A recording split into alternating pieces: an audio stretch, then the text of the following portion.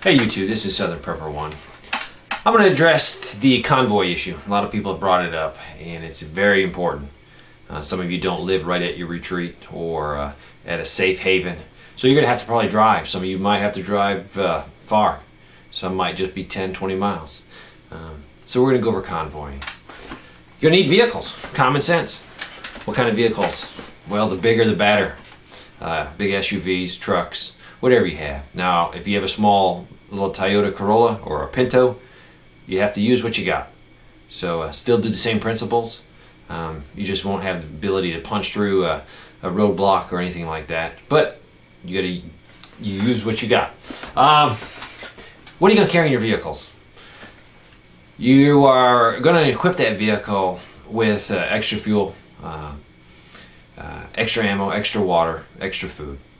And the most important thing you can equip that vehicle with is either some type of tow rope, heavy duty rope, a chain. Something where you could quickly snatch that vehicle out if it goes down for any mechanical reason or tires are shot out and you want to be able to salvage or get your supplies. The tow rope, and I'll show you guys how to do that. Another thing, how you can quickly snatch that vehicle out and be gone with it so you don't lose your supplies. This is the situation.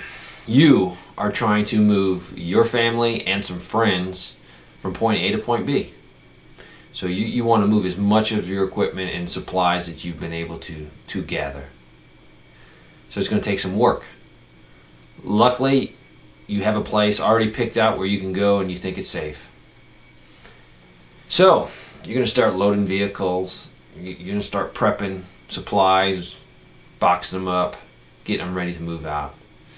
Make sure that the biggest thing you're going to be able to do is to cross load. Don't put all your ammo in one vehicle, all your food in another vehicle.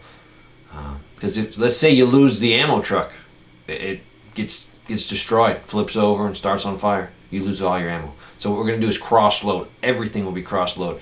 So if you only end up with one vehicle, at least you'll have a little bit of everything you're going to need for the next month. Cross loading is very important. I recommend maps. I love the DeLorean maps. They're the best going out there. I got a ton of them for all the areas around me. You can't go wrong with this map. This map is a cross between a city map and a topo map. It shows all the back roads. This is a must. If you're going to have to travel anywhere, I recommend getting these for your area. Big plus. All right. Let's just hypothetically, you have a bunch of maps. It's good. But you're going to make a map for every vehicle on this convoy. It's called a strip map. This is what it is. All right, what you're going to do is you're going to put out the major roads. We have a highway here. We have a highway going up this way, north-south. We have another highway. We have a river, and we have a bridge. And anything that looks like this is like a town. You can see the streets. You're going to put checkpoints. Checkpoint 1 is the intersection. Checkpoint 2 is the town. Checkpoint 3 and so forth. The reason is you're going to want to communicate with the people in your convoy, and you also might be communicating with people still back here. You might not be able to move everything at once, so people stay back here. This way they can track your progress. So if you do run into trouble and you need assistance, they know exactly where to go. The reason is we don't want to be driving and checking back in with, I just crossed Highway 6 or I'm next to the town. What you're going to say is, I'm crossing checkpoint 1. I'm next to checkpoint 2. No one will be able to figure out where you are. But everybody on your team will know exactly where you are. And this is very important. If you have a danger area, let's say you monitored the CB and checkpoint 2 or this little village here is being looted, being robbed, there's total chaos. You're going to make a note on your strip map of a danger area so your drivers are more attention to that area. Let's say you're driving and you take contact with the bad guys and you're all split up. Maybe somebody loses radio communication, maybe not. What you're going to do is, it's called a floating rally point. You will assign gold, or you can assign whatever you want. The military uses gold for forward, black for back. So you're driving, and you take contact and people are separated, they might have to jog through the field, go down the side street. All you're going to do in your radio is holler, gold, gold, gold, gold. Everybody knows that this is a floating rally point. 1 mile from the contact, you'll link up. If you're in the city, you might say a half mile. If you're out west where there's huge distances, you could say 2 miles. It's whatever you guys agree upon. It's called a floating rally point. All right.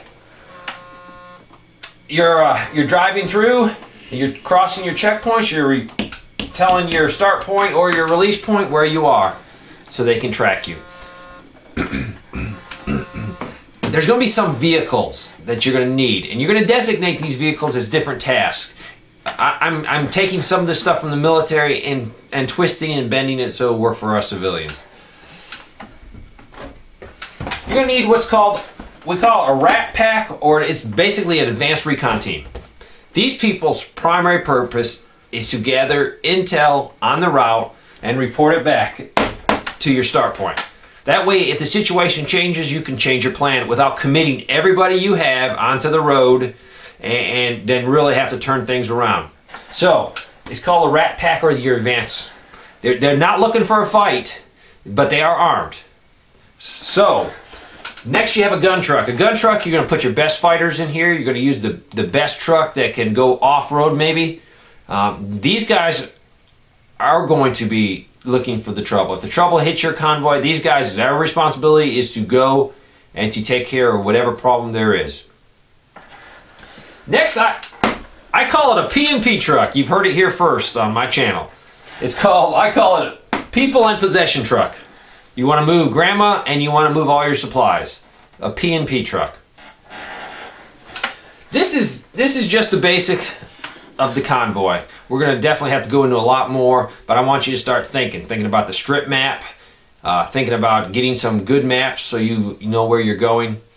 There's a lot more to add, and we'll be adding to it, but I thought I'd just get you guys started thinking. Thanks for watching.